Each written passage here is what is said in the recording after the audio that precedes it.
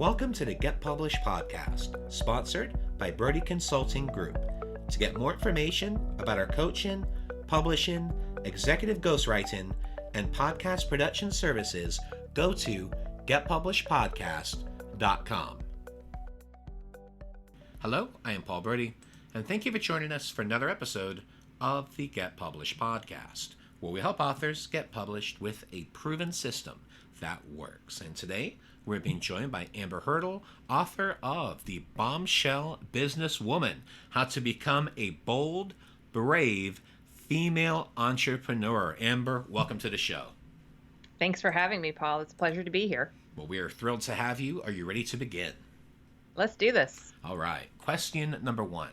What is the one piece of advice that you would give to a first-time author who is currently writing their book?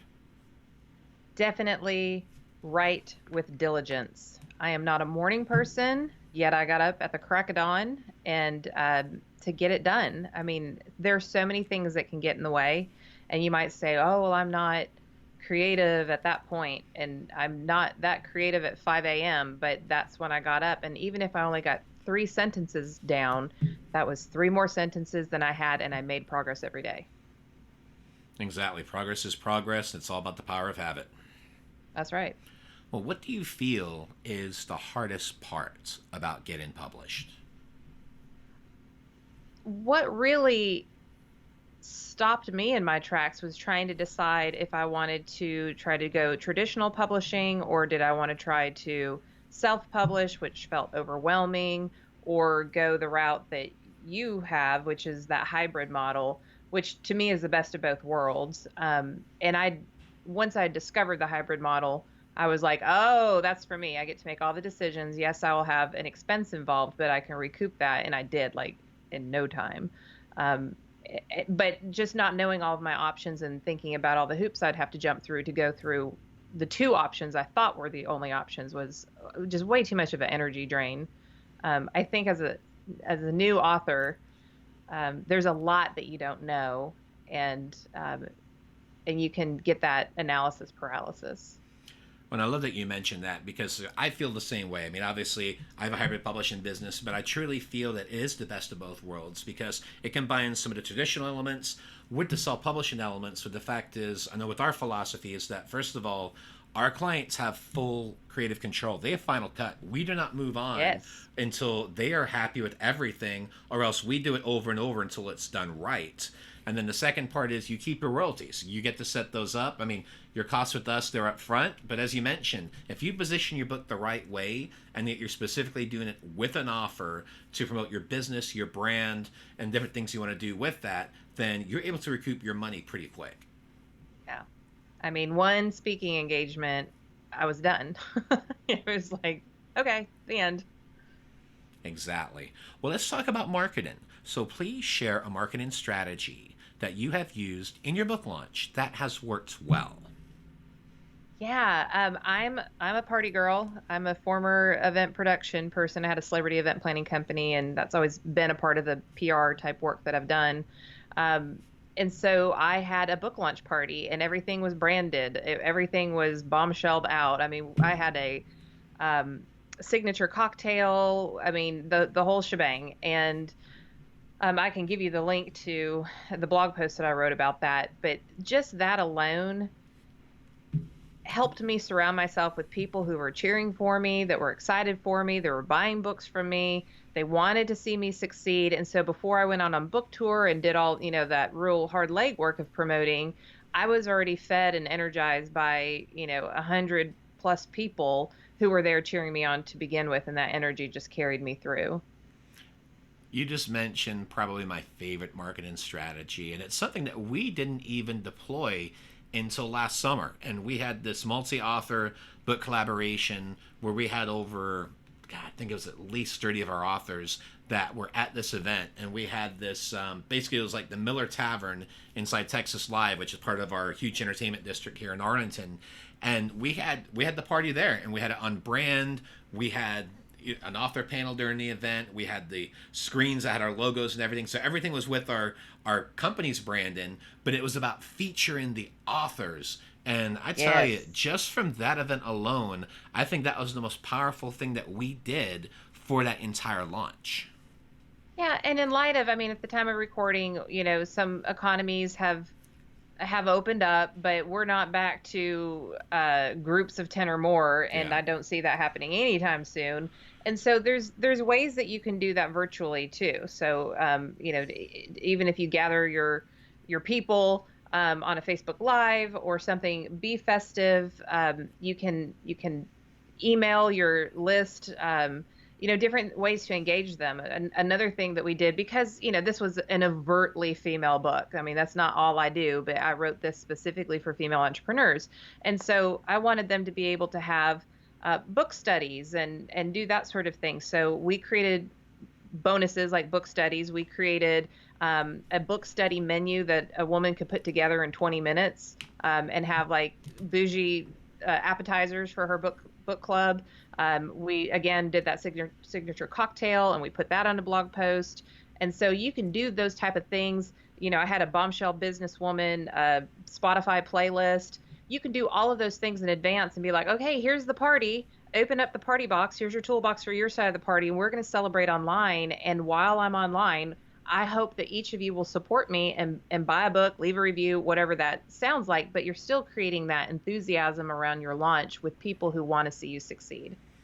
Exactly. It's just not being afraid to pivot, adjust things a little bit. And I love the fact that you Hmm. mentioned the keyword in that, party, because book signings are fine. But if someone tells me I'm invited to a book signing or a book launch party, I don't know about you, but I'm going to the party. That's right. Listen, I'm like beer and wine over here. Good food. Exactly. I mean, there's a reason why we had that book lunch party in a tavern, because they were That's able right. to get what they want, food, drinks, whatever it was.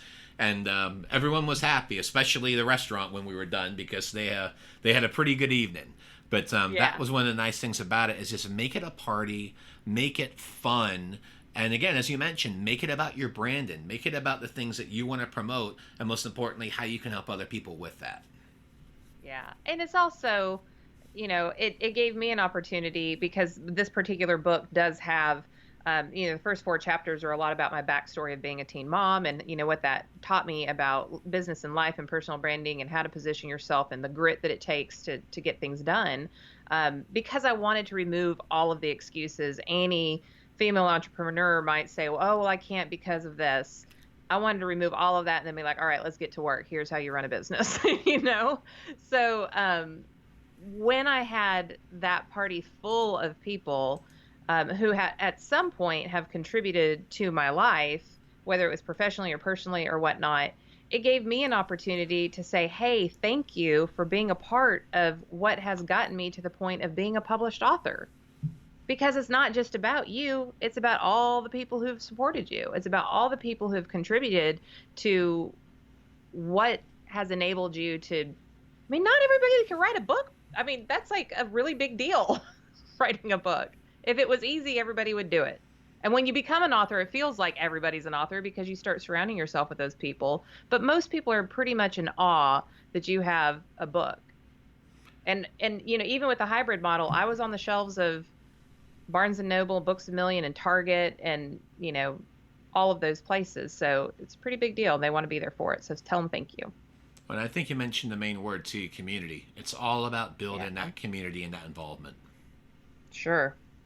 Well, speaking of books, I'd like to know what is your favorite book and what was the number one thing that you learned from it. So it would be A Man's Search for Meaning, which is by Viktor Frankl, and he was a prisoner in a concentration camp in Nazi Germany during World War II. And I call it the Suck It Up book because he every single day um, journaled in a therapeutic kind of way, um, to navigate his own mind, because they could take everything from him, but they could not force his state of mind or his thoughts. And so he tried to find purpose in life to feel positive, and then he always envisioned a more hopeful future. And as someone who's been through a lot, when I read that book, it just resonated with me because that's what I had to do. Granted, not in a concentration camp, but as a very vulnerable person who had to take care of another human and just some of the other things I'd been through. And I just go back to that word grit. I mean, talk about grit. If you can stay happy in a concentration camp while death is all around you and there is no foreseeable hope, I just took that to heart and it stuck with me for the rest of my life. And for a final question, what is your favorite quote and why? I love this. It's on my wall as a vinyl applique, and I won't quote the entire thing, but I'll quote the part that really resonates with me. It's by Marianne Williamson. Your playing small does not serve the world. There is nothing enlightened about shrinking so that other people won't feel insecure around you. And when we're stepping out as authors, and we're stepping out there as thought leaders, and you feel like people are looking at you like, well, what does she know? Or what does he think? Or who does he think he is? Or, you have to let that go, because all that is somebody else shrinking in your brightness, shrinking in your light. And they're not willing to do what you're doing. Maybe they don't understand it. None of that is your business. What's your business is to go out and shine and to share. And, there's no better way to do that than putting your thoughts in a way that people can consume them in a logical and easy to do way, like a book. Well, Amber, I want to thank you for being a guest on the show. What is the best way for people to find you online? If you go to amberhurdle.com, you can find all of my social media, my YouTube channel.